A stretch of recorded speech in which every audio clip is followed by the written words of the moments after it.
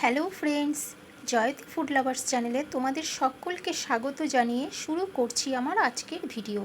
আশা করছি তোমরা সকলেই খুব ভালো আছো। আজ আমি তোমাদের সাথে শেয়ার করব সন্ধেবেলার চটজলদি একটি স্ন্যাক্সের রেসিপি।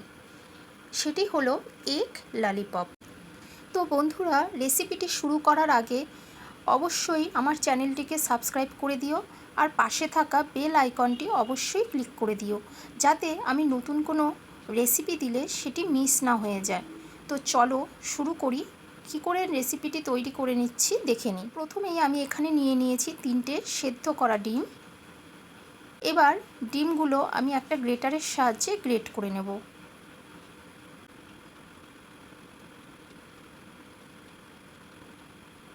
ডিমগুলি আমি গ্রেট করে নিয়েছি।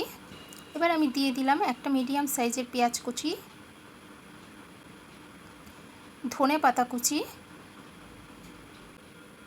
দিয়ে দিলাম স্বাদ অনুযায়ী কাঁচা লঙ্কা কুচি, দিয়ে দিলাম স্বাদ অনুযায়ী লবণ, পরিমাণ অনুযায়ী হলুদ গুঁড়ো, 1 চামচ লাল লঙ্কার গুঁড়ো, 1 চামচ জিরের গুঁড়ো, হাফ চামচ গোলমরিচের গুঁড়ো, আর সব শেষে দিয়ে দিলাম 1 চামচ পরিমাণ কর্নফ্লোর, আর দিয়ে দিলাম হাফ বাটি ময়দা। এবার সমস্ত উপকরণগুলো আমি একসাথে ভালো করে মাখিয়ে নেব।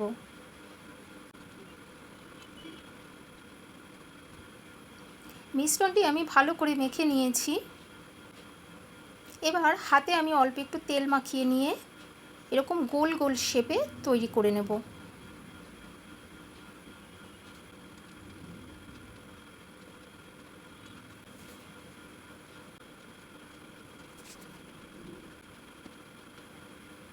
এভাবেই সমস্ত মিশ্রণটি দিয়ে আমি বল বল শেপে সমস্ত বলগুলি তৈরি করে নিলাম। এবার একটা পাত্রে একটা ডিম ফেটিয়ে নিলাম আর নিয়েছি একটা পাত্রে ব্রেড ক্রাম্বসের গুঁড়ো। এবার এক একটা করে বল আমি প্রথমে ডিমের গোলায় চুবিয়ে তারপর ব্রেড ক্রাম্বসের গুঁড়োতে দেব।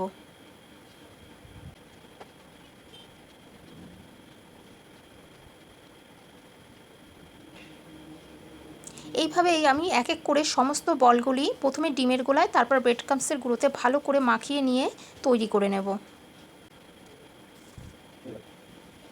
সমস্ত বলগুলি আমি এভাবেই তৈরি করে নিয়েছি। এবার ওভেন অন করে তেল গরম করতে বসিয়ে দিয়েছি। তেল গরম হয়ে গেছে। এবার আমি এক এক করে সমস্ত বলগুলি আমি ফ্রাই করে নেব।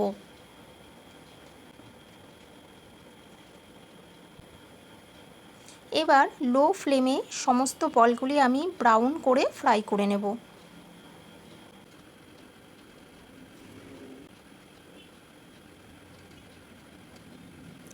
একদম তৈরি হয়ে গেছে আমার দারুণ টেস্টি ডিমের ললিপপ।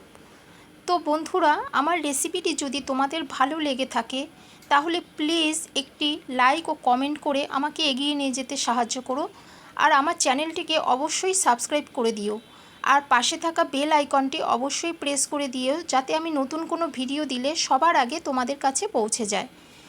তো খুব তাড়াতাড়ি চলে আসবো আবারও একটি নতুন রেসিপি নিয়ে।